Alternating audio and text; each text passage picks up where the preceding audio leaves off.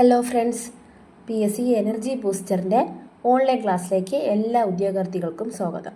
അപ്പോൾ ഇന്ന് നമ്മൾ പുതിയൊരു സെക്ഷനായിട്ടാണ് എത്തിയിട്ടുള്ളത്. SCRT ബേസ് ചെയ്തിട്ട്, ഓക്കെ അല്ലേ? SCRT ബേസ് ചെയ്തിട്ട് സോഷ്യൽ സയൻസിൽ എട്ടാം ക്ലാസ്സിലെ ഭരണഘടനയെക്കുറിച്ച് പറയുന്ന കുറേ കാര്യങ്ങളെക്കുറിച്ചാണ് നമ്മളിന്ന് ഡിസ്കസ് ചെയ്യാൻ പോകുന്നത്. പ്രത്യേകം ശ്രദ്ധിക്കുക, SCRT ഫാക്ടേഴ്സ് എട്ടാം ക്ലാസ്സിലെ 10ാമത്തെ അധ്യായത്തിൽ പറയുന്ന കാര്യങ്ങൾ, അതേക്കുറിച്ചാണ് നമ്മളിന്ന് ഈ ക്ലാസ്സിൽ ചർച്ച ചെയ്യാൻ പോകുന്നത്. ഓക്കെ അല്ലേ? നമ്മുടെ ഭരണഘടന സ്റ്റാർട്ട് ചെയ്യാം. ഇന്ത്യൻ ഭരണഘടന ഔദ്യോഗികമായി നിലവിൽ വന്ന വർഷം 1950 ജനുവരി 26. ഇന്ത്യൻ ഭരണഘടന ഔദ്യോഗികമായി നിലവിൽ വന്ന വർഷം 1950 ജനുവരി 26. ഇന്ത്യയുടെ റിപ്പബ്ലിക് ദിനമാണെന്ന് ജനുവരി 26. തിരഞ്ഞെടുക്കപ്പെടുന്ന ഒരു വ്യക്തി രാഷ്ട്രത്തലവനായുള്ള സംവിധാനമാണ് എന്തെന്ന് പറയുന്നത്? റിപ്പബ്ലിക് എന്നുകൊണ്ട് പറയുന്നത്. ഇന്ത്യൻ ഭരണഘടന ഔദ്യോഗികമായി നിലവിൽ വന്ന വർഷം 1950 ജനുവരി 26. ഇന്ത്യയുടെ റിപ്പബ്ലിക് ദിനമാണ് ജനുവരി 26. തിരഞ്ഞെടുക്കപ്പെടുന്ന ഒരു വ്യക്തി രാഷ്ട്രത്തലവനായുള്ള സംവിധാനമാണ് റിപ്പബ്ലിക് എന്നതുകൊണ്ട് ഉദ്ദേശിക്കുന്നത്. ഭരണഘടനയുടെ പ്രഖ്യാപനമനുസരിച്ച് ഇന്ത്യയുടെ രാഷ്ട്രത്തലവൻ ആരാ? ഇന്ത്യയുടെ രാഷ്ട്രത്തലവൻ പ്രസിഡന്റ്. എന്താണ് ഭരണഘടന? കോൺസ്റ്റിറ്റ്യൂഷൻ എന്ന് പറയുന്നത് എന്താണ്? ഇങ്ങനെയാണ് പറയുന്നത്: ഒരു രാഷ്ട്രത്തിൻ്റെ അടിസ്ഥാന ആശയങ്ങളും തത്വങ്ങളും നിയമങ്ങളും അടങ്ങുന്ന ആധികാരിക പ്രമാണമാണ് ഭരണഘടന. ഒരു രാഷ്ട്രത്തിൻ്റെ അടിസ്ഥാന ആശയങ്ങളും തത്വങ്ങളും നിയമങ്ങളും അടങ്ങുന്ന ആധികാരിക പ്രമാണമാണ് ഭരണഘടന. രാഷ്ട്രത്തിൻ്റെ ഭരണം നടത്തുന്നതിനുള്ള നിയമങ്ങൾ ആവിർഭവിക്കുന്നത് ഭരണഘടനയിൽ നിന്നാണ്. ഏതൊരു രാഷ്ട്രത്തിലും ഭരണം നടത്തുന്നതിൻ്റെ അടിസ്ഥാനം ഭരണഘടനയാണ്. ഇന്ത്യൻ ഭരണഘടനയുടെ രൂപീകരണത്തിനെടുത്ത സമയം 2 വർഷവും 11 മാസവും 17 ദിവസവും. ശ്രദ്ധിക്കുക, ഭരണഘടനയുടെ രൂപീകരണത്തിന് എടുത്ത സമയം എന്ന് പറയുന്നത് എത്രയാണ്? 2 വർഷവും 11 മാസവും 17 ദിവസവും. ഇന്ത്യൻ ഭരണഘടനയുടെ ഉള്ളടക്കത്തിൽ എന്തൊക്കെയാണ് പറയുന്നത്? പ്രിയാമ്പിൾ, ആമുഖം, ആർട്ടിക്കിൾസ്. എത്ര ആർട്ടിക്കിൾസ് ആണ്? അനുച്ഛേദങ്ങൾ 395.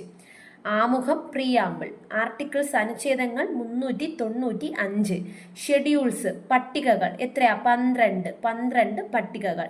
ഭാഗങ്ങൾ, പാർട്സ്, 22 ഭാഗങ്ങൾ. ഭേദഗതികൾ, അമെൻമെന്റ്സ്. എത്രയാ അമെൻമെന്റ്സ്? 104. ഒന്നുകൂടെ ശ്രദ്ധിക്കുക, ഇന്ത്യൻ ഭരണഘടനയുടെ ഉള്ളടക്കം ഏതൊക്കെയാണ്? പ്രിയാമ്പിൾ, ആമുഖം, ആർട്ടിക്കിൾസ്, അനുച്ഛേദങ്ങൾ 395. ഷെഡ്യൂൾസ്, പട്ടികകൾ 12. പാർട്സ്, ഭാഗങ്ങൾ 22. അമെൻമെന്റ്സ്, ഭേദഗതികൾ 104. ഭരണഘടന എന്ന് പറയുന്നത് രാഷ്ട്രത്തിൻ്റെ ഭരണം നടത്തുന്നതിനുള്ള നിയമങ്ങൾ ആവിർഭവിക്കുന്നത് എവിടെ നിന്നാണ്? ഭരണഘടനയിൽ നിന്നാണ്.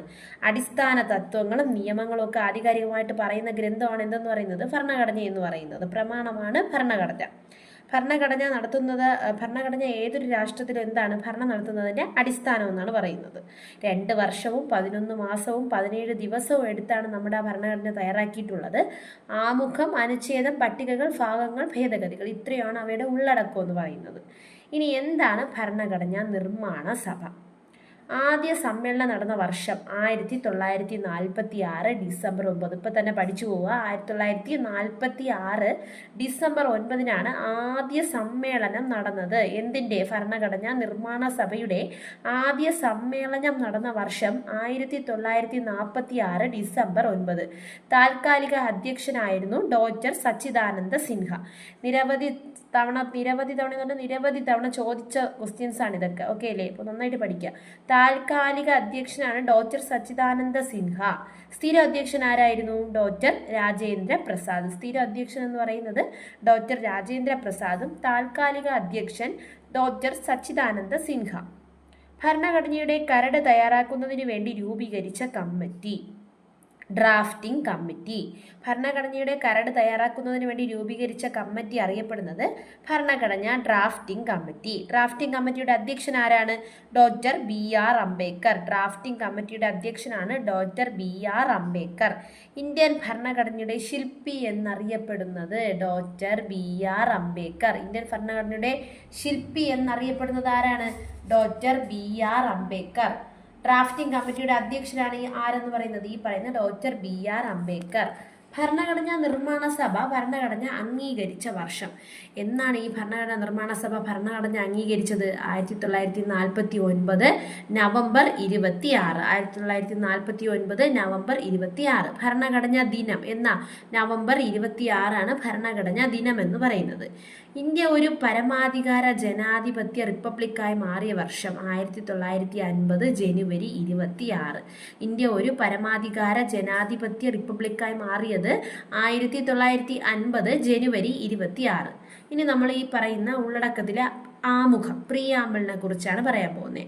ഇന്ത്യൻ ഭരണഘടനയുടെ അടിസ്ഥാന ആദർശങ്ങളും മൂല്യങ്ങളും പ്രതിഫലിക്കുന്നത് ആമുഖത്തിൽ നിന്നാണ്. ഓക്കെ അല്ലേ? ഇന്ത്യൻ ഭരണഘടനയുടെ അടിസ്ഥാന ആദർശങ്ങളൊക്കെ എവിടെ നിന്നാണ്? ആമുഖത്തിൽ നിന്നാണ് പ്രതിഫലിക്കുന്നത്. ഭരണഘടനയുടെ ആമുഖം എഴുതി തയ്യാറാക്കിയത് അല്ലെങ്കിൽ ശൈലിയിൽ എഴുതിയത് ആരാണ്? നെഹ്റു ആണ്.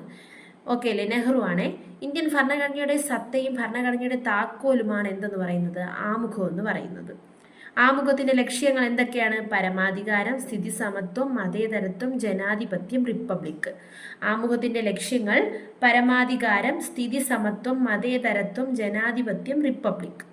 ആമുഖത്തിൽ ഉൾപ്പെട്ടിട്ടുള്ളതും പൗരന്മാർക്ക് രാഷ്ട്രം ഉറപ്പ് നൽകേണ്ടതുമായ ലക്ഷ്യങ്ങളാണ് അല്ലെങ്കിൽ എന്തൊക്കെയാണ് അവകാശങ്ങൾ? നീതി, സ്വാതന്ത്ര്യം, സമത്വം, സാഹോദര്യം. ആമുഖത്തിൽ ഉൾപ്പെട്ടിരിക്കുന്നതും പൗരന്മാർക്ക് രാഷ്ട്രം ഉറപ്പ് നൽകുന്നതുമാണ് ഏതെന്ന് പറയുന്നത്? നീതി, സ്വാതന്ത്ര്യം, സമത്വം, സാഹോദര്യം. നമ്മുടെ ഇന്ത്യൻ ഭരണഘടനയുടെ സവിശേഷതകൾ അല്ലെങ്കിൽ പ്രത്യേകതകൾ എന്ന് പറയുന്നത് എന്തൊക്കെയാണ്?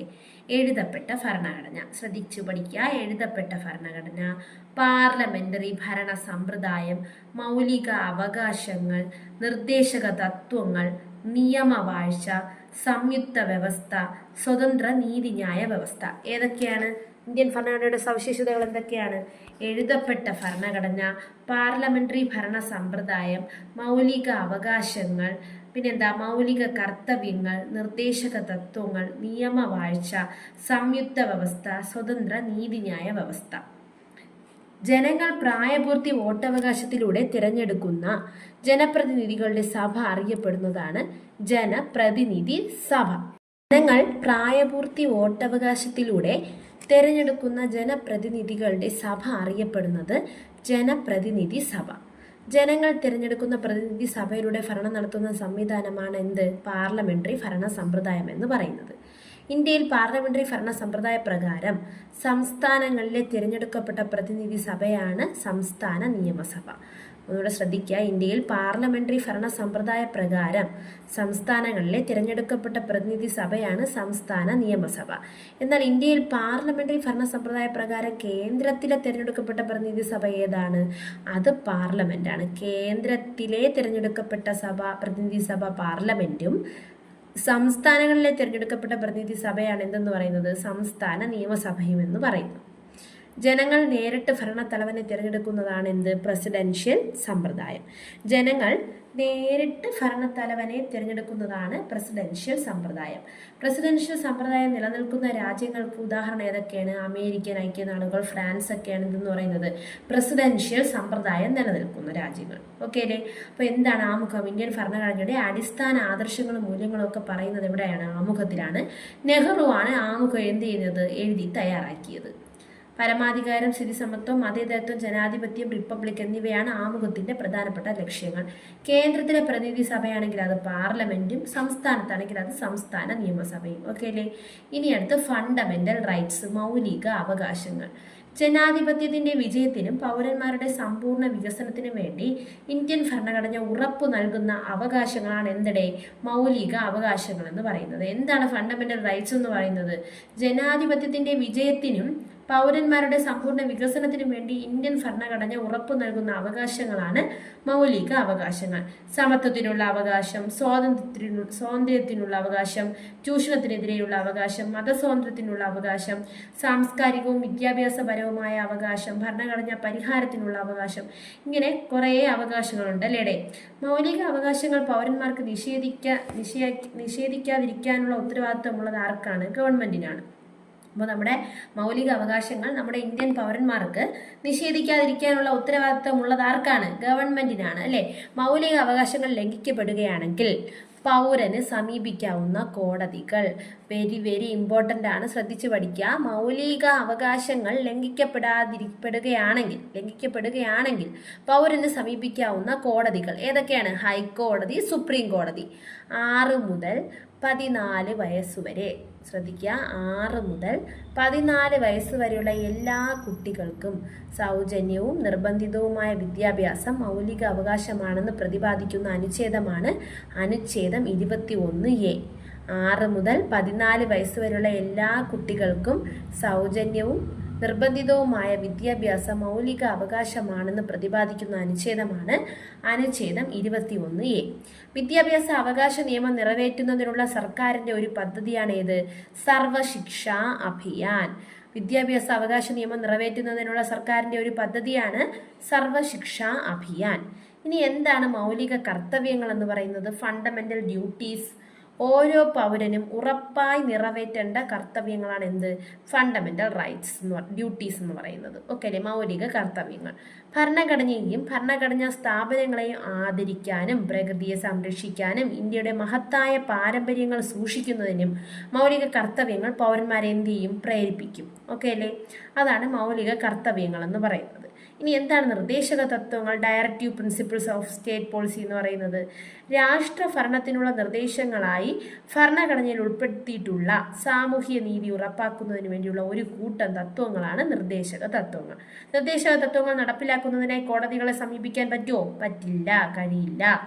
ഭരണഘടനയിൽ ഉൾപ്പെട്ടിട്ടുള്ള പ്രധാന നിർദ്ദേശക തത്വങ്ങൾ എന്തൊക്കെയാണ്?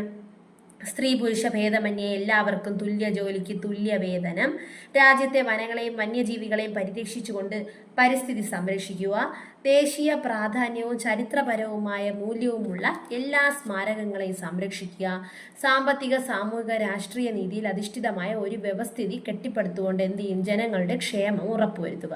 ഇതാണ് എന്തെന്ന് പറയുന്നത്? നിർദ്ദേശക തത്വങ്ങൾ എന്ന് പറയുന്നത്. നിർദ്ദേശക തത്വങ്ങൾ കൂടുതലായിട്ട് എന്തോന്നാണ്? ലഹരി പദാർത്ഥങ്ങൾ ആരോഗ്യത്തിന് ഹാനികരമാണെന്ന് പ്രസ്താവിക്കുന്നു. പിന്നെ ഗ്രാമപഞ്ചായത്തുകളുടെ രൂപീകരണത്തെക്കുറിച്ച് പ്രതിപാദിക്കുന്നു. ഏകീകൃത civil code, uniform civil code നടപ്പിലാക്കണമെന്ന് അനുശാസിക്കുന്നു. 6 വയസ്സിന് താഴെയുള്ള കുട്ടികൾക്ക് സംരക്ഷണവും വിദ്യാഭ്യാസവും നൽകണമെന്ന് പറയുന്നു. ഇതൊക്കെ എന്തോന്നാണ്? നിർദ്ദേശക തത്വങ്ങളാണ്.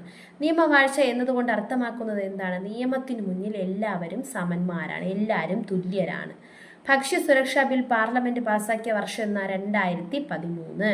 ഭക്ഷ്യസുരക്ഷാ ബില്ല് പാർലമെന്റ് പാസാക്കിയത് 2013. ഭക്ഷ്യസുരക്ഷാ നിയമത്തിന്റെ ലക്ഷ്യം എന്താ? ഇന്ത്യയിലെ എല്ലാ ജനവിഭാഗങ്ങൾക്കും ഭക്ഷ്യലഭ്യത ഉറപ്പുവരുത്തുക. കേന്ദ്ര സംസ്ഥാന പ്രാദേശിക ഗവൺമെന്റുകൾക്ക് അധികാരം പങ്കിട്ട് നൽകുന്ന ഭരണരീതിയാണ് ഫെഡറൽ സിസ്റ്റം അല്ലെങ്കിൽ സംയുക്ത ഭരണ വ്യവസ്ഥ എന്ന് പറയുന്നത്. അതായത് കേന്ദ്രം സംസ്ഥാന പ്രാദേശിക ഗവൺമെന്റുകൾ അധികാരം ചെയ്യും, കേന്ദ്രവും സംസ്ഥാനം എന്ത് ചെയ്യും? അധികാരം പങ്കിട്ട് നൽകും. അതാണ് എന്തെന്ന് പറയുന്നത്? സംയുക്ത ഭരണ വ്യവസ്ഥ. എല്ലാ അധികാരവും കേന്ദ്ര ഗവൺമെന്റിൽ നിലനിൽക്കുന്ന ഭരണരീതിയാണ് ഏകായത്ത ഭരണ വ്യവസ്ഥ എന്ന് പറയുന്നത്, യൂണിറ്ററി സിസ്റ്റം എന്ന് പറയുന്നത്. പങ്കിട്ട് നൽകുകയാണെങ്കിൽ അതെന്തോന്നാവും? സംയുക്ത വ്യവസ്ഥയാവും. എന്നാൽ ഒരാളിൽ തന്നെ കേന്ദ്രത്തിൽ തന്നെ നിൽക്കുകയാണെങ്കിൽ അതെന്താണ്? ഏകായത്ത ഭരണ വ്യവസ്ഥ എന്ന് അറിയപ്പെടും. ലോകത്തിൽ കാണപ്പെടുന്ന 2 തരത്തിലുള്ള ഭരണഘടനകൾ ഏതൊക്കെയാണ്? എഴുതപ്പെട്ട ഭരണഘടനയും എഴുതപ്പെടാത്ത ഭരണഘടനയും. എഴുതപ്പെടാത്ത ഭരണഘടന എന്നതുകൊണ്ട് അർത്ഥമാക്കുന്നത് എന്താണ്? പുസ്തക രൂപത്തിൽ എന്ത് ചെയ്തിട്ടില്ല? തയ്യാറാക്കപ്പെടാത്ത ഒരു രേഖയാണ് എഴുതപ്പെടാത്ത രേഖ എന്ന് പറയുന്നത്. എഴുതപ്പെടാത്ത ഭരണഘടനയുടെ പ്രത്യേകത എന്തൊക്കെയാ? ഭരണഘടനാപരമായ നിയമങ്ങൾ, ചട്ടങ്ങൾ മുതലായവ രാജശാസനങ്ങൾ, കോടതി വിധികൾ, ആചാരങ്ങൾ, കീഴ്വഴക്കങ്ങൾ എന്നീ രൂപങ്ങളിലൊക്കെ ആയിരിക്കും എന്ത് ചെയ്യുന്നത്? നിലകൊള്ളുന്നത്. എഴുതപ്പെട്ട ഭരണഘടനയുള്ള രാജ്യങ്ങൾ ഏതൊക്കെയാണ്? ഇമ്പോർട്ടൻ്റ് ആയിട്ട് നോക്കുക. ഇന്ത്യ, ഏറ്റവും ആദ്യം ആരെ പറയുന്നുണ്ട്? ഇന്ത്യ, അമേരിക്കൻ ഐക്യനാടുകൾ, ഓസ്ട്രേലിയ, ബ്രസീൽ, ദക്ഷിണാഫ്രിക്ക. എഴുതപ്പെട്ട ഭരണഘടനയുള്ള രാജ്യങ്ങളാണ് ഇന്ത്യ, അമേരിക്കൻ ഐക്യനാടുകൾ, ഓസ്ട്രേലിയ, ബ്രസീൽ, ദക്ഷിണാഫ്രിക്ക. എഴുതപ്പെടാത്ത ഭരണഘടനയുള്ള രാജ്യങ്ങൾ ഏതൊക്കെയാ? Britain, Israel, France, New Zealand. Britain, Israel, France, New Zealand. ലോകത്തിലെ ഏറ്റവും വലിയ എഴുതപ്പെട്ട ഭരണഘടനയുള്ള രാജ്യമാണ് ഇന്ത്യ. പൗരന്മാരുടെ അവകാശങ്ങൾ സംരക്ഷിക്കുന്നതിനുള്ള സംവിധാനമാണ് സ്വതന്ത്ര നീതിന്യായ വ്യവസ്ഥ, ഇൻഡിപെൻഡന്റ് ജുഡീഷ്യറി എന്ന് പറയുന്നത്. പൗരന്മാരുടെ അവകാശങ്ങൾ സംരക്ഷിക്കുന്നതിനുള്ള സംവിധാനമാണ് സ്വതന്ത്ര നീതിന്യായ വ്യവസ്ഥ. നീതിന്യായ വ്യവസ്ഥയുടെ പ്രധാന ചുമതലകൾ എന്ന് പറയുന്നത് കുറ്റവാളികളെ ശിക്ഷിക്കൽ, നിയമത്തെ സംരക്ഷിക്കൽ, ഉറപ്പുവരുത്തൽ, ഇതൊക്കെയാണ് എന്തെന്ന് പറയുന്നത് നീതിന്യായ വ്യവസ്ഥയുടെ ചുമതല എന്ന് പറയുന്നത്. ഭരണകൂടത്തിന്റെ മറ്റ് രണ്ട് വിഭാഗങ്ങളായ നിയമനിർമ്മാണ സഭയുടെയും കാര്യനിർവഹണ സഭയുടെയും സ്വാധീനത്തിൽ നിന്ന് നീതിന്യായ വിഭാഗം സ്വതന്ത്രമാണ്. ഓക്കെ, ലെജിസ്ലേറ്റീവിൽ നിന്നും എക്സിക്യൂട്ടീവിൽ നിന്നും ആര് സ്വതന്ത്രമാണ്? ജുഡീഷ്യറി സ്വതന്ത്രമാണ്. സുപ്രീം കോടതി, ഹൈക്കോടതി, ജില്ലാ കോടതി, സബ് കോടതി ഇങ്ങനെയാണ് വരുന്നത് അല്ലേ. സബ് കോടതിയിൽ നിന്ന് രണ്ടായിട്ട് തിരികെ ഏതൊക്കെയാണ്? മുൻസിഫ് കോടതി എന്നും മജിസ്ട്രേറ്റ് കോടതി എന്നും. സിവിൽ കേസുകളൊക്കെ ഇതിൽ കൈകാര്യം ചെയ്യുന്നത് ഏത് കോടതിയിലാണ്? മുൻസിഫ് കോടതിയിലാണ്. ക്രിമിനൽ കേസുകളെല്ലാം കൈകാര്യം ചെയ്യുന്നത് മജിസ്ട്രേറ്റ് കോടതിയിലാണ്. ഇന്ത്യയിലെ പരമോന്നത നീതിപീഠം എന്ന് അറിയപ്പെടുന്നത് എന്താണ്? സുപ്രീം കോടതിയാണ്. സംസ്ഥാനങ്ങളിലെ ഏറ്റവും ഉയർന്ന കോടതി എന്ന് പറയുന്നത് ഹൈക്കോടതിയാണ്. ജില്ലാ തലത്തിലുണ്ടാകുന്ന കേസുകൾ പരിശോധിക്കുന്ന കോടതിയാണ് ഏതെന്ന് പറയുന്നത്? ജില്ലാ കോടതി. സിവിൽ കേസുകൾ കൈകാര്യം ചെയ്യുന്നത് മുൻസിഫ്. ക്രിമിനൽ കേസുകൾ ഏത് കോടതിയാണ്? മജിസ്ട്രേറ്റ് കോടതിയാണ് കൈകാര്യം ചെയ്യുന്നത്. ഭരണഘടനയിലെ കൂട്ടിച്ചേർക്കലുകളും ഒഴിവാക്കലുകളും അറിയപ്പെടുന്നതിനെയാണ് അമെൻമെന്റ് എന്ന് പറയുന്നത്. ഭരണഘടന ഭേദഗതി, കോൺസ്റ്റിറ്റ്യൂഷണൽ അമെൻമെന്റ് എന്ന് പറയുന്നത്. വിദ്യാഭ്യാസം മൗലിക അവകാശമാക്കി മാറ്റിയ ഭരണഘടനാ ഭേദഗതിയാണ് ഏതെന്ന് പറയുന്നത്? 2002 86 ഭേദഗതി.